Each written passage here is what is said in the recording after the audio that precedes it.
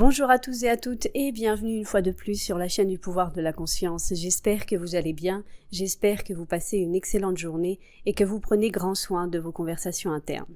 Aujourd'hui, je vous offre une interview qu'a fait Neville Goddard sur une radio, Discours Radio, station Keka à Los Angeles en 1951, intitulée « Affirmer la réalité de notre propre grandeur ». Avant de commencer avec la lecture, je vous invite à vous abonner à la chaîne si vous ne l'avez pas encore fait. N'hésitez pas à partager son contenu si vous pensez qu'il peut aider des personnes de votre entourage. Je vous invite aussi à visiter la page web de la chaîne. Je vous laisse le lien en description. Sans plus attendre et en vous remerciant de votre temps précieux, on commence avec la lecture. Dans la création d'une nouvelle forme de vie, nous devons commencer par le commencement, avec notre propre régénération individuelle. La formation d'organisations, de corps politiques, de corps religieux, de corps sociaux ne suffit pas. Le problème que nous voyons est bien plus profond que ce que nous percevons. La révolution essentielle doit se produire en nous-mêmes. Tout dépend de notre attitude envers nous-mêmes. Ce que nous n'affirmons pas en nous-mêmes ne peut jamais se développer dans notre monde. C'est celle-là, la religion par laquelle nous vivons. Car la religion commence dans l'expérience subjective, tout comme la charité commence à la maison. Soyez transformés par le renouvellement de votre esprit. Romains chapitre 12, verset 2. C'est la formule ancestrale, et il n'en existe pas d'autre. Tout dépend de l'attitude de l'homme envers lui-même. Ce qu'il ne peut ou ne veut pas déclarer vrai de lui-même ne pourra jamais évoluer dans son monde. L'homme regarde constamment son monde et se demande « Que doit-on faire ? Que va-t-il se passer ?» alors qu'il devrait se poser la question suivante « Qui suis-je ? Et quel est mon concept de moi-même ?» Si nous souhaitons voir le monde comme un endroit plus raffiné et grandiose, nous devons affirmer la réalité d'un être plus raffiné et grandiose en nous-mêmes. C'est le but ultime de mes enseignements, montrer la voie de ses accomplissements.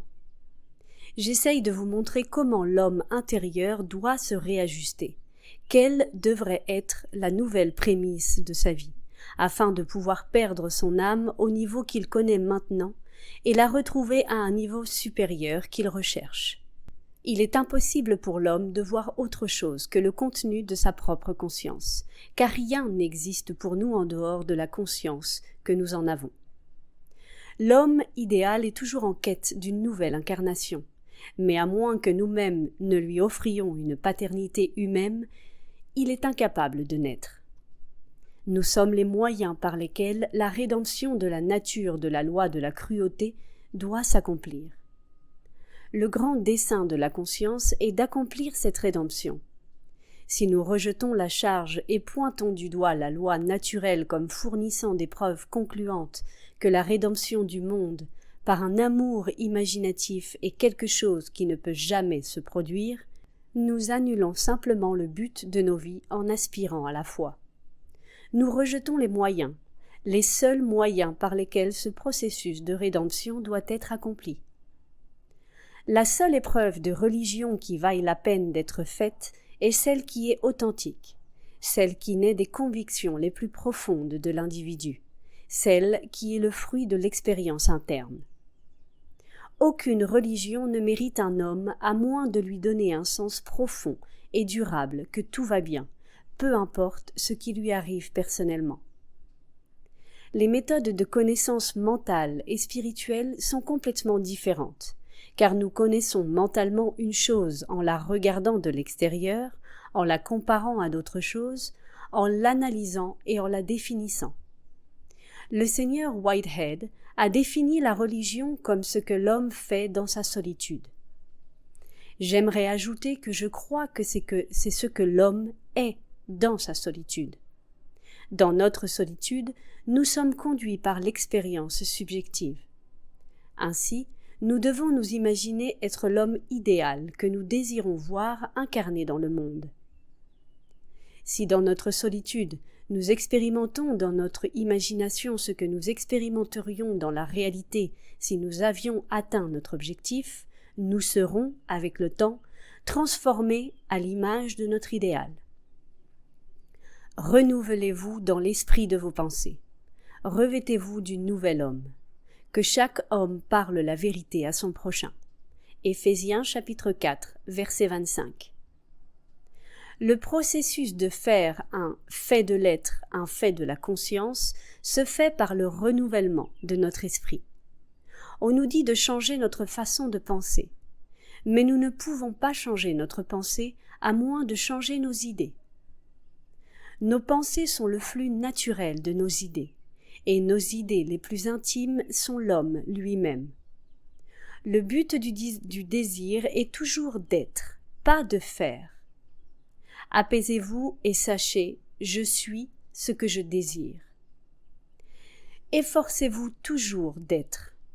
Les réformes externes sont inutiles si votre cœur n'est pas réformé. On n'entre pas au ciel en retenant nos passions, mais en cultivant nos vertus.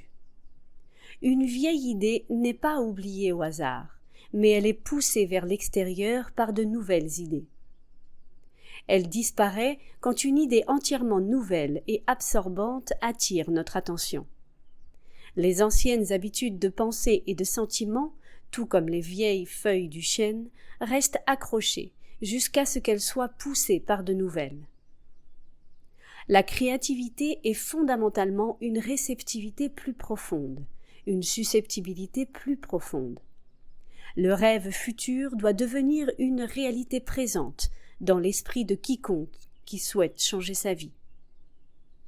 Chaque grande projection extériorisée est précédée par une période d'absorption profonde. Lorsque cette absorption est complétée par notre idéal le plus élevé, lorsque nous devenons cet idéal, alors nous le voyons se manifester dans notre monde, et nous réalisons que le présent ne recule pas vers le passé, mais avance vers l'avenir. C'est ainsi essentiellement que nous changeons notre futur. Un maintenant qui est ailleurs n'a aucun sens pour nous. Nous ne reconnaissons le maintenant que lorsqu'il est en même temps ici, quand nous nous sentons nous-mêmes à l'intérieur de l'état désiré, ici et maintenant. Nous avons vraiment changé notre futur.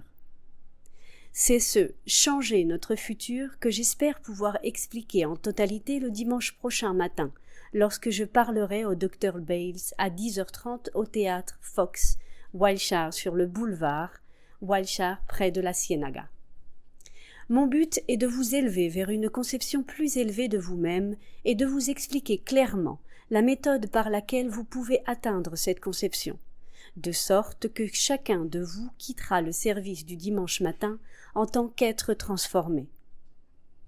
Les gens découragés ont un besoin extrême d'inspiration, de grands principes. Nous devons retourner au premier principe, si nous voulons parler d'une voix qui éveillera l'imagination et incitera l'esprit. Encore une fois, je dois répéter que dans la création d'une nouvelle façon de vivre, nous devons commencer par le commencement, avec notre propre régénération individuelle. Le plus grand délire de l'homme est sa conviction qu'il peut faire n'importe quoi. Tout le monde pense pouvoir faire, tout le monde veut faire, et tout le monde demande « Que faut-il faire ?» Il est impossible de faire quoi que ce soit. On doit être. Il est difficile pour nous d'accepter le fait que nous, par nous-mêmes, ne pouvons rien faire. C'est particulièrement difficile car c'est la vérité, et la vérité est toujours difficile à accepter pour l'homme. Mais en réalité, personne ne peut rien faire. Tout arrive, tout ce qui arrive à l'homme, tout ce qui est fait par lui, tout ce qui émane de lui, tout cela arrive. Et cela se produit exactement de la même manière que la pluie tombe, en conséquence d'un changement de température dans les régions les plus élevées de l'atmosphère. C'est un défi pour nous tous. Quel concept avons-nous de nous-mêmes dans les régions les plus élevées de notre âme? Tout dépend de l'attitude de l'homme envers lui-même. Ce qu'il ne reconnaît pas comme vrai en lui-même ne pourra jamais se développer dans son monde. Un changement de concept de soi est l'ajustement correct, la nouvelle relation entre la surface et la profondeur de l'homme. Approfondir est toujours possible, car la profondeur maximale vit en chacun de nous, et il s'agit seulement d'en prendre conscience. La vie exige de nous la volonté de mourir et de renaître. Cela ne signifie pas que nous mourons dans la chair. Nous mourons dans l'esprit de l'ancien homme pour devenir le nouvel homme. Puis, nous voyons le nouvel homme dans la chair. Se soumettre à la volonté de Dieu. C'est une vieille phrase qui explique cela, et je ne crois pas qu'il existe de nouvelles phrases qui soient meilleures. Dans cet auto-engagement à l'idéal que nous voulons exprimer, tout conflit est dissipé, et nous sommes transformés à l'image de l'idéal en qui nous reposons. On nous dit que l'homme sans habit de mariage atteint le royaume en feignant intelligemment. Il ne croit pas intérieurement ce qu'il pratique extérieurement. Il semble être bon, aimable, charitable.